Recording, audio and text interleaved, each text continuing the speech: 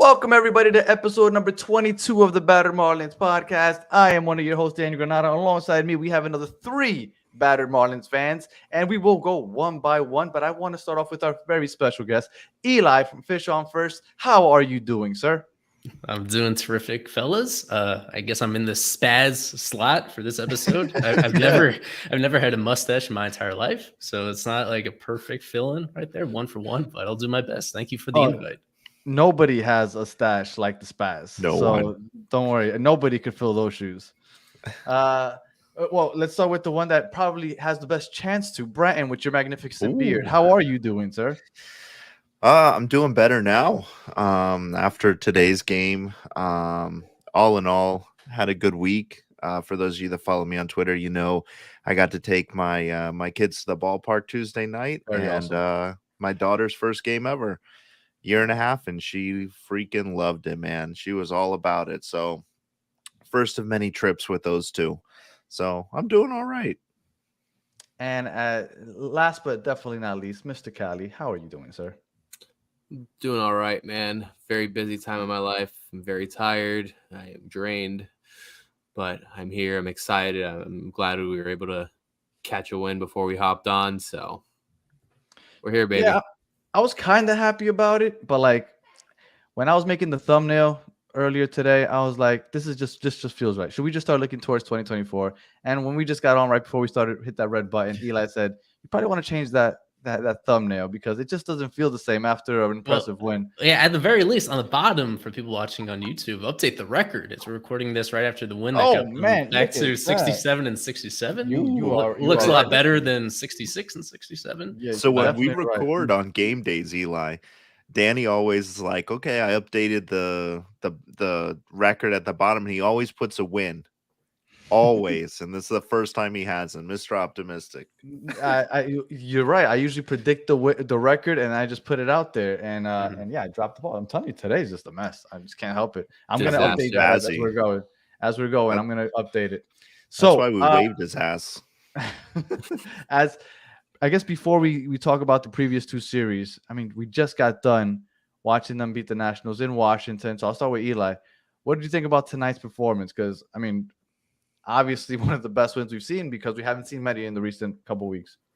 Well, I had to shout out, I believe it was Branson on the last show that drew my attention to the fact that the Marlins have been so good in Braxton starts this year. I had not noticed that trend until you brought that up. And so we could update it today. 19-7 when he starts. So you can do the math. They are 12 games below 500 when it's anybody else aside from Braxton. And of course, people remember he was not in the opening day rotation. He was the next man up, and he's still going strong this deep into the year. I mean, really, the only moment of maybe some controversy in this game is him coming out of the game after only 70-something pitches when he was still cruising and he had a decent cushion in it. That's kind of the biggest point of contention in this one. That's how smooth it was.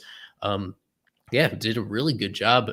At times this year, he's been a surprising strikeout guy, but in this game, pitching to contact, getting a lot of quick outs, and it wasn't even luck. It was a lot of soft contact.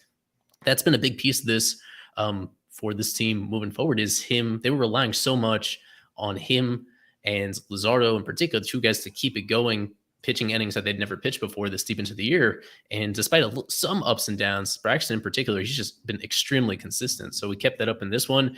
And, well, the big difference from this in the previous couple of weeks is the offense finally going off. This is the most runs they've scored in a game in almost 2 weeks. And so much of that came early on. I guess last week they got some alternate version of Joan Adon, who was pitching a no-no through 6 innings. Yep. I guess that was Goat Adon. He plopped in for just one appearance, and now he came back down to earth, and they got the regular guy in there. I was talking a little bit about this on our live stream earlier tonight, that maybe simply facing the same arms that they just faced, maybe that could do something to get them out of this extended slump. Both him and each of the next two starters they face in the series are guys they just hit against last weekend in Miami.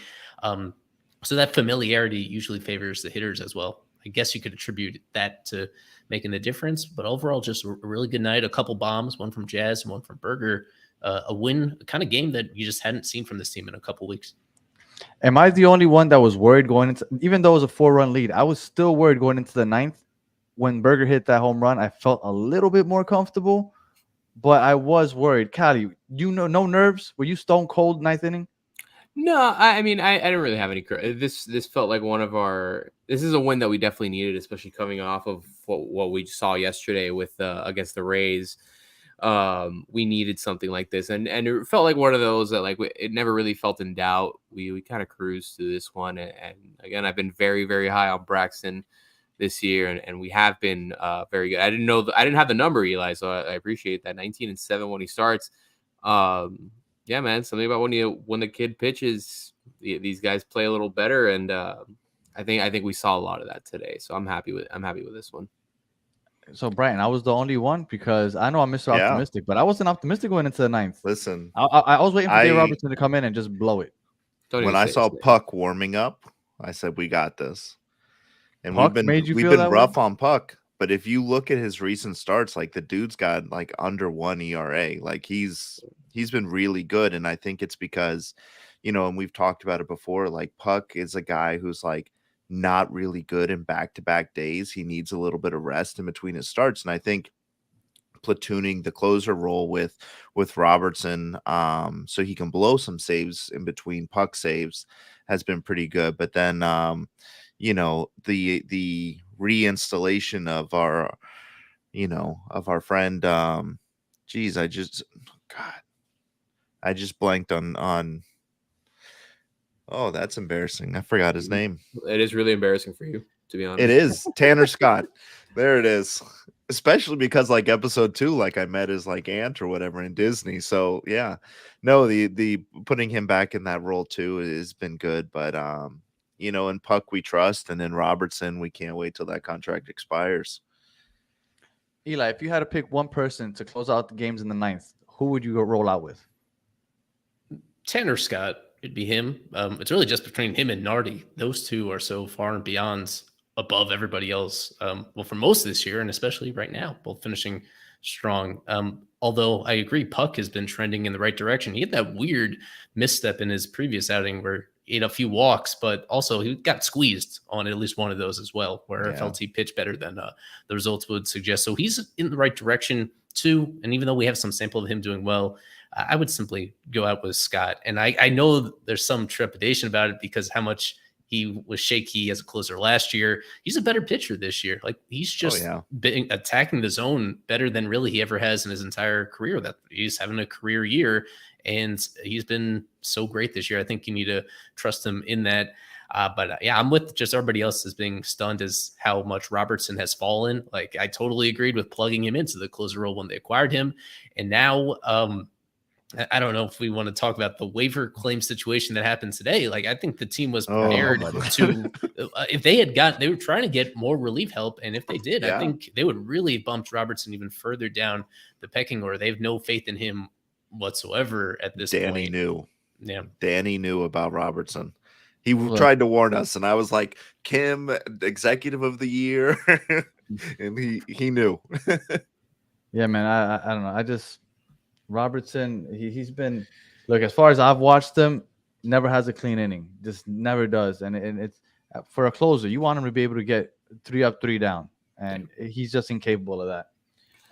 Going into today, right before we got back to 500, which I haven't been able to fix yet. Before we got to 500, I was looking, and the last time we were at 500 was, and I tweeted it out, May 25th. And then between May 25th and the All-Star break, we managed to go 28-13. And then right after the All-Star break, we managed to go 13-28. When I saw it, I was like, how the hell is that even possible? So my question to you, Eli, what is the real Marlins team? Is it the 28-13 that got us hyped up and 14 games over 500? Or is it that 13-28, which we've kind of just lived through and it kind of just tore apart our souls? It's closer, I believe, to the 28-13. No, recognizing that a homer take? There was a lot of goofy stuff happening to create that 28-13. Such a long list of wins that pivoted on these wacky plays of teams beating themselves against the Marlins. So that was, I'm just saying, performing like that and being able to at least, score as many runs as your opponent. That was looking like a well-rounded team at that time, where the starting pitching was pretty good. The bullpen was great for a lot of that stretch, and the lineup got a lot of clutch hits. And what we've seen the last couple weeks is the offense and those clutch hits going away. What we saw from, I guess, the second half of July, first half of August, is there was inconsistencies with the rotation, and the bullpen was awful. But when this team is firing, I think it is still just this kind of well-rounded combination. There are the big holes that have never been addressed, that catcher and at shortstop. And there's nothing that could have been really, there's just no answers there. I guess you could fault the team for not trying more new stuff. The fact that we're in September and all we know is the Fortes Stallings catcher situation. And all we know is the Wendell and Birdie shortstop situation, that now they feel stuck with it at this point. So it's not a perfect team. It's not a great team. It's a team that I felt relatively early on and still feel still has this little chance of just fighting for that third wild card spot. I think it could be slightly above average. And in this day and age, in this playoff structure, all you have to be is slightly above average to make it to the playoffs. And so as much damage as they've done to themselves the last month and a half, they gave themselves such a big cushion in the first place that you wake up at this moment and they are 2.5 games back out of the wild card. Spot. Yeah. Like you said, that cushion is crazy because after the last month, when I looked at those 2.5 still out, I was like, man, they're still in it. But that upcoming schedule is brutal. Now, going back to this past weekend, Brent, and you predicted a series win against the Nationals here at home. I think you might have predicted a sweep, actually. He did. So, so takeaways from that sweep that we witnessed against the Nationals. So I said it last week. I felt that these two series were probably going to be make and break for us. I think at the end of this current national series, we will know if we're going to be a playoff team or not. Because, my opinion is losing 2 out of 3 from the Nats, you're not a playoff team. I think what we've failed to do the second half of the season that we did so well in the first half of the season is win games that we should win against teams we should beat. And when you look at what's coming up in the schedule, like, we are the team that those teams should beat. Like, we're the team that the Dodgers should be able to sweep, that the Phillies should be able to take 2 out of 3, that the Brewers should be able to at least split the series, and the Braves are going to sweep us, So to me, where's the optimism, Brent? Jesus Christ. My optimism was in the beginning of the season. I told everybody we have to pad the stats when we can. and Cali has been the biggest, September is it. Like, that's death row for the season. It could be if we didn't have enough of a buffer. And I was so disheartened to only take 1 out of 3 from the Nats, because not only did we the Friday game wasn't necessarily a great performance, but I thought the Saturday game was a great pitching opportunity that we wasted again. We almost wasted the Sunday opportunity. Sandy looked good we're not getting into the Rays. We'll talk about that later. But, there's a lot of little things that are going wrong right now that I just don't know. I don't know that we can afford to make those same mistakes against the teams we're going to be facing going up. So for me, losing 2 out of 3, I've got this much hope left, this much, and it all hinges on what's going to happen in the next week. Cali, the fact that I'm sorry, Cali, the fact that we should have won that series 2-1 if it wasn't for David Robertson's meltdown in the ninth, that second game. Does that give you a little peace of mind? The fact that it was just that ninth inning that kind of ruined it, because for the most part, you put in Tanner Scott and maybe you win that game. Yeah, but we're at this point of the season where everything counts, and the only bit of optimism that I have is the fact that as bad as we've been, we're still only 2.5 games out of the wild card. That's the shimmering hope we have.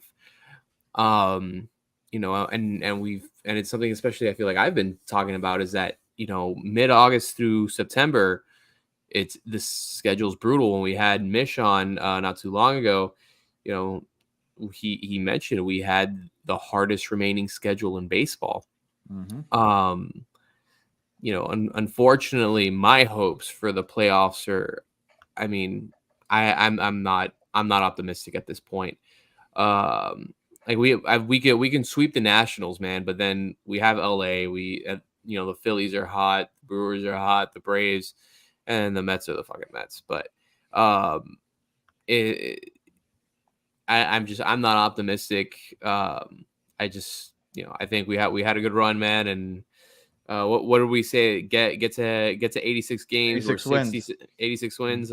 I don't think we're getting there. I'd be hard pressed to believe that we get to 80 at this rate. My hope is diminished. And I will say, I think it was a game last night that I think it was a game last night that I tweeted out, like, just shut down Yuri, shut down Sandy, shut down Yeah, Braxton. it was last night. Let's bring out the kids, bro. This is done. Like, let's stop fucking around here. So to what you were talking about just a second ago, for the remaining 28 games left, we have the fifth hardest schedule remaining. Washington's first, then followed by St. Louis, Tampa, Colorado, and then your Miami Marlins. So definitely a tough road ahead, but it's not impossible. I mean, I'm trying to stay positive, but It's gone, baby. I've seen this movie before. It's over. Yeah. Look, we made it to September, 2.5 out. So roll the credits, baby. I'm done. Listen, nothing but just because our outlook on the rest of the season, maybe we're not making the playoffs, that's what we're feeling. But, I don't want to take anything away from what the season has been, because in no predictions in the beginning of the season did any of us think that come the end of August, we'd be talking we're in contention for a wild card spot. We went out, we bought at the trade deadline. Like, I think we've had a good season, and I think it's a great season to build on. But yeah, the hope is evading rapidly. Yeah, and again, like, the hope was always like we mentioned it. I think episode 500. 1 was be 500 and give us a prayer. We're not gonna get. I mean, we may finish 500, but I don't think we get there. But I don't think that means the season is a failure. I think there's a foundation in place that is positive, trending forward. Jake Berger, a guy that hit an absolute bomb today, he's been good with us. He's under club control till I believe 2028. We have a young staff, exciting arms, a controllable contract. I'm not mad at the situation that the Marlins are in right now. These guys, if we keep this core together, they continue progressing and getting older, and eventually these young guys will have a couple years of big league experience under their belt and things change. But yeah, I don't think not making the playoffs is necessarily a failure. It's just it's tough when we saw where we were at the All-Star break and then we got here. Sorry, C's, bro. I've been doing this shit for too long, man. All right. Well, Eli, jumping over to the Rays series. Sandy looked okay up until the sixth. That sixth started, he had like 80 pitches. By the time they scored all those runs, he was like at 110. Like, yeah. I figured at some point you got to pull him, but they let him just ride it out like they always do, and came back to bite him in the ass. So overall, Rays series, 2-game series. I mean, what did you think of the Rays series overall? A wacky series when you look back at it, because they were outscored 14-2 in that series. Mm-hmm. But you watch the games, and like you talked about the first game, they were winning into the sixth inning. The second game, it was tied as long as it could be tied until you went to extra innings. So the final score is not really indicative of how close it was. But that being said, I guess the biggest things you hook on is, one, you could look at that Sandy decision. I think he had to pull him before they did. 100%. Really the absolute like final straw was that hit by pitch where he totally yanked one of his off-speed pitches in that situation. It was still tied, and Sandy hates leaving in the middle of an inning. We know that, and Skip is probably he doesn't like taking him out in the middle of the inning. But that was a situation where it was just so obvious that even as he has had a much better second half than first half, he's still not the guy that he was last year. He's not the Superman that he was last year. And he, in a lot of these games, he just is not quite the same later on as he is earlier on. And you need to make that adjustment. You need to recognize that it's a tough spot because the bullpen has just been not great. There's so few guys that Skip really trusts back there. right now. So, and he knows that the reaction is a lot different when one of the relievers gives it up than when Sandy gives it up and changes the game in that situation. The reaction is completely different. Even inside the clubhouse reacts different. The clubhouse would prefer to see Sandy win or lose with Sandy out there rather than anybody else, understandably so. So that's part of it. But the other one was, just the lineup continuing to struggle really badly, going up two of the better starters that the Rays had available in Savali and then in Eflin. But just not scoring. Jazz produced the only 2 runs of that series. It stood out to me that he was using his different batting stance. I pointed that out in the moment that he I saw changed that. up his batting stance a little bit, hit a home run in that first game, and then as we're recording tonight, had another long home run in this one. So I'm glad that may have unlocked something for him. He's been one of the many guys in this offense that is just not producing the way you need to, that you're counting on, and that you just don't have any alternatives to him in center field, really. So it's either he performs or you're screwed. And even if he does perform, you might be screwed just because they are looking up at so many teams in the wild card race. It's still the offense and the bullpen. And the moment that David Robertson gave up taking another L in that situation, the reason why he was in that situation is because they didn't score in the first 9 innings. In the Nationals series, the Jazz was showing off the glove a little bit, even though he had that one where he dove. And I want to say it was in the 9th inning of that second game where it hit off his glove that led to like a double or a triple. And but I thought Jazz is, as we said, he's athletic enough to play center field, and every passing game I feel like he's improving. So that's always good. Brian, I know you want to say something about the Rays game before we move on to something else. Yeah. The one thing that I think the turning point in that Rays game, especially specifically the Tuesday game, was that that botched fielding attempt between Arise and Soler. When those two collided and almost collided, and now Soler's out with a little knock, but to me, right when that happened, you could almost sense that like something changed, and to me, it gave me vibes of like past Marlins teams where one thing happens and then everything unravels. And that's what we saw. Sandy had that bad inning, then Ogre comes in, and then we saw Birdie and Berger collide, and it just started falling apart. And like, to me, the Rays series demoralized me even more than the Nats series. Like, I didn't really expect us to go out there and sweep the Rays, but I thought we should win at least split the series if we're going to be serious contenders. And to me, seeing all those little errors, like, those aren't errors that playoff teams or series contenders make, and let alone make one mistake like that, like not calling for a ball in one game. But they made 2 of those same errors in the same game, which to me just kind of shows the team's almost there, but they're not quite ready yet. And we're going to start. Well, we'll see what happens. We're in the pressure cooker now, but that was my takeaway from the Tampa series. All right. This past weekend, Arise finally led off after like 3 weeks. And Callie and I have gone back and forth about having Arise leading off. Callie doesn't like the idea. I feel like that's where he should be. I'm kind of curious. Eli, do you think that Arise should stay at leadoff, or should they move Jazz back there? I prefer Arise there than Jazz. There's not a perfect solution. It's one of the, I wouldn't say it's a hole on the team, because I kind of like those players for different reasons, but they don't have a ideal leadoff guy that's kind of cast in that position. Because even when Arise gets on base, he's not a good base runner, so not a whole lot happens unless somebody behind him does big damage anyway. What it does is it gets Arise up as often as the leadoff hitter bats as many times as anybody on the team. And with Arise, like, he's somebody that at any stage of the game, you feel like he could get a hit against that pitcher, no matter what it is. Where with Jazz, like, there's just, his approach is just not conducive to hitting leadoff. Like, he just makes decisions up there that sometimes had me scratching my head, where it's too much about slugging for him and not enough about getting on base. He doesn't balance those 2 parts of the game as well as I would like to up there.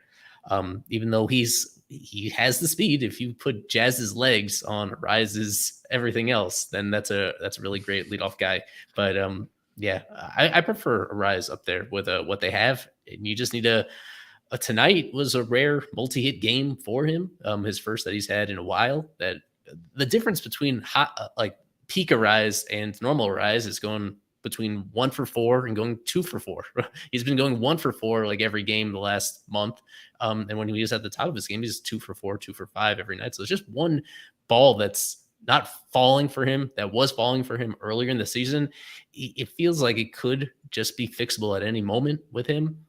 Yeah, I think you just need to ride or die with him the rest of the way and kind of have faith. You know what he looks like when he's on top of his game, as he was for so much early in the year. And when he is hitting, getting that many singles, then it's pretty great to have that on the top of the lineup. Is there any thought behind the idea, and this is my idea, right? So nobody else said it. I just randomly came up with this, that maybe it's best that he wasn't batting close to 400, just money-wise, when we try to re-sign him this coming summer? Well, yeah, for sure. That's part of it. I remember early in the year, when they made that trade, the first thing I was on the presser with Kim in right after they got him, and one of my questions there was about the extension because he was in this unique position where he's already this really established hitter, but he was only 25 when that trade happened, and right now he's just turned 26, where he's already so established and he has skills that you think could age really well. Same way that Tony Gwynn did, even when he got 50 pounds heavier, 60 pounds heavier, and deep into his 30s. Like that ability to find the gaps and make contact, and the vision that he has, that stuff ages so well. Like this is a guy where he made a whole lot of sense entering this year as an extension candidate. They obviously didn't do that. It didn't seem like they got close, and there were people. It was the ambivalence early in the year where he's hitting 400 and you're like, wow, well, now they can't afford him. They better enjoy this while it lasts because they can. And now as it settles down, this is still a career year for him. It's still a great year, both offensively and defensively at second base, being better than I thought. And most importantly, just being available. That was a big reason why the Twins traded him, is they didn't think he would hold up. They thought this guy's not in great shape. They don't like his second base defense. They just didn't think he was an everyday 162 game player. And he's on pace now to play like a fully healthy season in a way that's really surprising. So, I mean, to get to the end of it, I think he's come back down enough that I think he's still affordable. I would suggest that I think despite the ups and downs that he's had, that should be a big like focus for them this offseason to look into that. 100%. And look, when I say that he's come off a little bit, like you said, it's instead of 2 for 4, it's 1 for 4. He's still batting over 300. He's still amazing. It's just, if he's batting almost 400, then, it's going to be a lot harder to re-sign him. Now, moving over just to the year overall, Brighton, I know Callie already said, that's it, fold it up, ship them out, bring all the young guys in. Brighton, are you giving up on this season already? I want to, but I'm going to say no. I'm not ready to throw in the towel yet. I think what we do against the Nationals, if we don't take 3 out of 4 with the Nationals, I'm ready to write the season off. Even if we go 2-2? Even if we go 2-2, because the Nationals again are a team that we should beat. We've got good pitching options coming up, like favorable lineup matchups. Like I really feel like we need to take 3 out of 4 from the Nats. And by the time we record on Thursday, we will know for sure. I will either be totally despondent on next week's podcast, or I'll be the only optimist, because the Dodgers are a good team. We went to LA and performed really well. Like Yuri had that amazing game against them, and we did pretty well for going to LA. And so hopefully we can take some games out of them. So I'm not ready to write it off. Whatever happens record wise and playoff wise for this year, I think in my book, this has been a successful year. We've had amazing turnout in attendance. Like the Tuesday game I was at, it wasn't like heavily attended, but it was a lot more than normal Tuesday games. I couldn't move as close as I used to be able to, and, we bought at the deadline controllable guys who can contribute for a while. Like, we have exciting players. So I'm happy with the year, even though I could be a little downtrodden next week about our playoff chances. But you know, this next week is pivotal, and we'll know. And if we lose the next 3 to the Nats and lose 2 out of 3 to the Dodgers, I say bring up the kids and shut Yuri down, and let's go for it. I think Let's Yuri's gonna get get ready shut for down next year. regardless. Honestly, I mean, he's already Yeah. I pitched way think over he'll his go pitch through count. next week. I think he'll Yeah. go through at least next week. Yeah, but I don't think he pitches much very far into September. We'll Eli, see. I got Bratton's take. I got Kylie's take. Now you seem like a very optimistic person to me, so I'm gonna ask you now: are we folding already, or do we still believe that this is a possibility we can make the playoffs? Uh, there's a possibility. It's just a very small margin for error. But you still believe? I think there's a scenario. There's a path. There's a path to get there. A big piece of that path is going to be Soler. They're kind of downplaying this injury, but he didn't play tonight, did he? They said they tried to put him in the lineup and then said that he's available as a pinch hitter. I won't really believe it until I see him on the field again. That's a question with him. It's a hip issue with him. That's not that far away from the back issue that obviously derailed him last year. It's kind of it's an anxious time with him, especially. Well, I saw Edwards didn't start in Jacksonville tonight, so there's some speculation there that might be connected. Yeah, that is my prediction, is that he is going to be one of the September call-ups. I don't know how much they're going to use him. There's no replacing Soler if he does go out, and it's even a challenge if he's DH only the rest of the year. Even that is going to be kind of difficult. Obviously got hurt in a game where he got hurt on a swing, but closely before that, he was involved in a couple of those defensive plays, including that near collision with the Rise. I don't think that's a coincidence. So I think either way, that's a concern of mine, that regardless of how this weekend goes, that if you don't have him at full strength, and that's one of the guys that's capable of carrying the offense, an offense that continues to just struggle a lot in recent weeks. So that's a concern I have.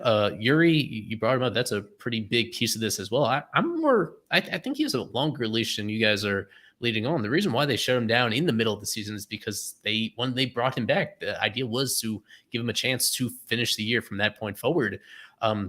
So I think they're going to continue to have him on training wheels in the middle of his starts. He's not going to go past 6 innings ever, and he's not going to go past 90 pitches ever. But I think they're going to give him a chance to finish this year in the rotation, and they'll need him to be obviously at the peak of his powers. So that's another critical player in all of this. I don't get too consumed with the schedule talk. I like these teams can change so much, even one week to the next. Like the Nationals were not a team that you would have given a second thought to looking at them a while back. But as we got closer to these matchups with them, you saw how they were playing so well and so consistently that despite their record, they're a pretty dangerous team to face. I'm kind of more concerned about this stretch they have coming up without, I think it's 16 straight days without an off day for most of September. They go straight from September 5th all the way to the 20th. Yeah, the 16th. That's really that's the part of the schedule. That is the elements of the schedule that would worry me the most, is that they just don't have any off days. 2 extra roster spots are nice, but like the extra spots that the Marlins are using here, those guys don't move the needle. As much as I respect what Edwards has done at AAA, he's not like that type of player that's going to fundamentally change what they do. And even with that extra pitcher spot that they use, I don't think that's anybody that's going to really change things dramatically one way or another either. Whereas other teams that they call up, they have more impactful prospects, or they have more impactful guys returning from injury to use those spots on. So that's the part that, I think the most likely outcome is that they miss the playoffs. There is still a path here, but they can't afford any more injuries here. And they need everything to go right from this point forward. If they call up the kids, I'm asking for a friend. What are the chances that we see Monteverde? My friend being 0. Branton. Yeah, he really stood out those first couple months of the year. But since he's been down in AA again, it's been really not impressive. He didn't handle AAA. AAA. AAA. Yeah, and the AAA cup of coffee, that was forgettable for him. Yeah, he's not gonna. I don't see him coming up this year at any point. All right. Callie, so you're sticking with your guns, right? It's over. We're folding it up. Yeah, man. It's I mean, I don't blame I you. I'm just asking. I guess I'm the pessimist today, but yeah, I just You're the spazzy. I'm Yeah. spazzy. It's over. Sending the clowns. Let's just enjoy. We get to watch base. We have 27 more games of baseball, man, and then we get to watch other Yeah, people in the playoffs. So That's true because after this we got what 5 months with no baseball? 6 really? I mean, I guess we count spring training, 5 months. So it's a long time without any baseball. So definitely enjoy this last month. I got to make 5 it out months to for the you stadium next week. guys. My fall season starting up. Yeah. Oh well, sure, I mean, yeah. Oh, I guess Coach it's different for Callie. you. Yeah. All right. So I guess I'll move on to the predictions, right? Coming up the next 2 weeks. Well, we already started the series against the Nationals. We took the first one, so we got 3 left, and then we have 3 against the Dodgers at home, which I need to go to at least one of those games. So I will start with well, I usually start with Spats because he's the most optimistic one here. But since he's not here, let's start with Eli. How do you think that the next 6 games shake out? Yeah, I'm accustomed to this on our show. We predict every series as well, and I've been kind of inconsistent with my results. I'll ride what I've already decided on with the Nats series. I had them entering the series winning 3 out of 4, which means I have them winning 2 out of the remaining 3 in here. Yeah, they'll be fine. I think that element of facing some of the same pitchers they already faced last weekend Well, is I'm going to sorry. be extremely helpful. You meant the Marlins winning 3 out of 4. Yeah. Yeah. Did it come out differently than that? Oh yeah, that's how it's my fault. I understood the Nats winning 3 out of 4. I was like, oh my god. Okay, got you. I feel better now. All right, go ahead. Yeah, winning 3 out of 4. So therefore, yeah, the Marlins taking 2 out of these remaining 3 in this series as well. The Dodgers, man, yeah, they're intimidating. That one game that they took against them was Tony Gonsolin pitching with I don't even know how you describe the shape his elbow was in. But it totally blown out elbow, and that made the difference. I think you could still steal one game out of them at some point, but that's about it. So the Dodgers winning 2 out of 3. So overall, those next 6 games, I think they split them down the middle, 3-3, and stay at 500, which is where we want to be, right? Because we want that late run where you could just get 2 or 3 games over 500 and kind of hope for a wild card. Brandon, what do you think in the next 6 games? 3-3. I think we can take 3 out of the Nats, just like Eli said, and I think we probably only take 1 out of the Dodgers. And that is enough for me to still hold on hope for the playoff run. I think anything less than that, and I think we can kind of start the countdown for the end of the season. But yeah, I'm 3-3. And Callie, what are you thinking, sir? I'll be a little more optimistic. 4-2. 4-2. We'll keep it fun. We'll keep it entertaining. We'll keep everyone's hope alive for a little bit, just so it hurts a little more at the end. Because that's who we are. So in that Dodgers series, is we gonna have Sandy and Braxton pitching in those? Your guess is as good as anybody's because he keeps teasing this idea of a 6-man rotation, that potentially keeping guys more spaced out, except for Sandy, where Sandy would pitch every 5th game, but everybody else would be spaced out a little bit more. So it's a big question. Cueto is coming back. He's going to be in this rotation one way or the other, but I don't know how that moves things around. So yeah, it's a really murky situation the way that this lines up. But yeah, Sandy will pitch at some point in that series for sure.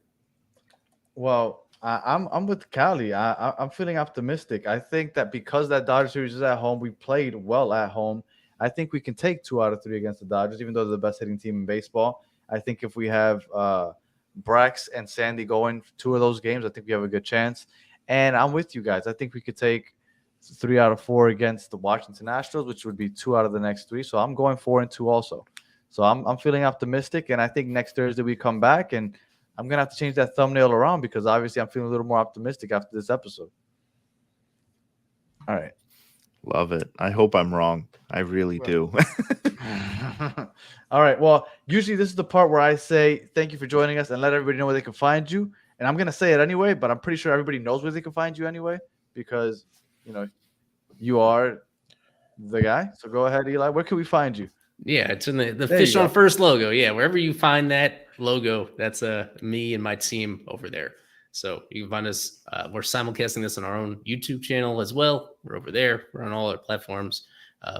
We have our own podcast, Fish on First, wherever you find your pods as well. So And if you're watching on Fish on First, you can find us at Battered Marlins Fans. There you go. yes, Yeah. absolutely. Check I us enjoyed out. listening to you guys. Yeah, you have a great rapport with each other. You've had some fun guests, and you've also had me, but you've had some fun guests. You had a good streak of fun guests before you got to me coming into it. So yeah, so people can check. I mean, you guys you're out. not dropping all your hip hop knowledge on us like Mish was, but or telling us about his pimp stories. yeah. Yeah, but yeah, I appreciate coming on with you guys. And my guys, we're with us. It's a year-round thing. So you say it's a month left in the regular season, but then right from there, we I have an obsession, not an obsession, but I keep my eye on winter ball stuff and fall ball stuff as well with like key prospects in the organization, how they stay busy over the winter. And the Marlins always have these interesting community events across the year as well. And my team is out there covering it checking in on some of the players that stay. A lot of the players on this team stay in town even after the season ends because they live around here. So we always get good insight and stories from that as well. It's a year-round thing, and we appreciate people that keep up with us on Fish on First. Yeah, man. And how optimistic are you for next season? Ooh, I mean, the big question here is Bruce at the highest level. How much is Bruce Sherman going to spend to keep some of the key pieces intact and also to plug the big holes that they have? The biggest questions hanging over the franchise long term are shortstop and catcher. And when you look at like this offseason, there's not a whole lot of easy routes to address those. They got to get really creative and they got to get really expensive to figure out to land some creative trades to address those positions as well. So, and a lot of that is going to come down to Bruce at the highest level, what he's comfortable doing. He's been trending in a direction where they're investing more and more into the payroll. And as you guys have noticed, the attendance is up, the revenue is up that the team is getting, and you'd like to see that allocated into the major league payroll as well. That's going to be a critical piece of it. Between that and figuring out whether they have Soler next season or Bell next season or both of them or neither of them, like that's going to be a big factor contributing to all this. So those are the big things. But I think overall they have more clarity about this team than they did at entering 2023, right? The fact that we've seen Yuri actually be the guy exactly as good as advertised. And there was a lot of hype and he has fully lived up to that. That's a starter that you can build around. That's a guy that is going to make an interesting conversation as to whether he's the ace of this team moving forward. That's a great conversation to have, so that you have two guys that have that kind of ability and to have a rise. So you have a rise at least for next year and the year beyond that. So hopefully an extension gets done. But to have guys like that are building block centerpieces of the franchise and to have a manager for all his ups and downs, I think a lot of people would prefer what Skip is doing to what the Mattingly era and the way that the decisions he makes, the vibe that he brings. That's another position that I feel like they have a good answer, at least for another year or so. But yeah, other than that, this is a window of relevancy. I wouldn't say it's a window of contention or a championship window, but it's a window of that they haven't had in a while. Put it. Yeah, it's a window where you could feel like they just a few things go their way and they make a few good decisions moving forward. Like that's going to be the difference between meandering in the middle of the pack versus actually cracking the playoffs a couple of years in a row. They have some of the pieces in place that keep me really interested, and I'm just grateful that they're here compared to where they had been in the era right before this one, which was pretty dark at times. Yeah, for sure. All right, well, Eli, again, thank you a ton for joining us. It was awesome having you on. Hopefully better days coming in the near future because I don't want this season to be over. It started so fun that I just want this, at least even if we don't make the playoffs, I want to keep it close so that it just stays interesting because there's nothing like watching competitive ball late into September and even in October or whatnot. So, all right, well, thank you again for joining us. Any final thoughts, Bratton? No, just tune in. It's going to be an interesting week. to see where the future of the team lies, or future of the season, I should say, not the future of the team. But yeah, just watch and enjoy the race. I mean, who remembers a September when we cared about baseball games? That's it. That's September 1st is tomorrow. So yeah, we Mhm. made it. I 500 know, ball in and September. I love it. I mean, it's rough the way we got here, but definitely it's fun. I'll take Uh, it. It's been a uh, journey. Coach Callie, any final thoughts? um, I know it's easy to get real down about kind of what we're experiencing right now, and I know I haven't been the most positive tonight, and that's partially because I'm insanely sleep deprived right now.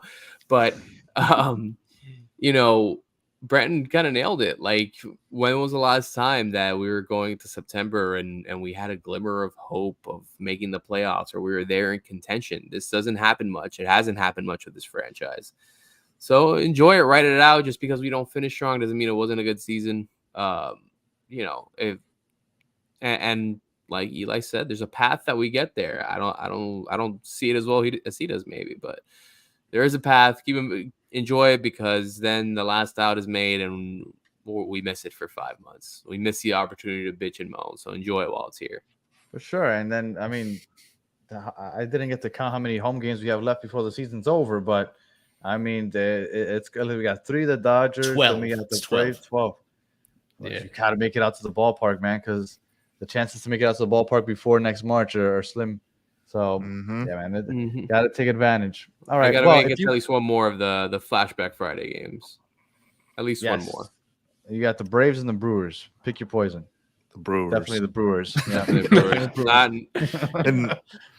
And I'll be out there. I'm telling everyone now. I'll be out there that last game, the 24th. I'll be there. So come find me. Oh yeah, no, and I want to make it to the Dodgers game next week. All right, but that's neither here nor there. If you are listening on audio, thank you for listening all the way to the end. Please review, comment, share, like, all that other good stuff. Subscribe, and if you are watching on YouTube, thank you for watching all the way to the end. As always, please like and subscribe, share the name, and if you're watching on Fish on First, you can find us at bettermarlinsfans.com.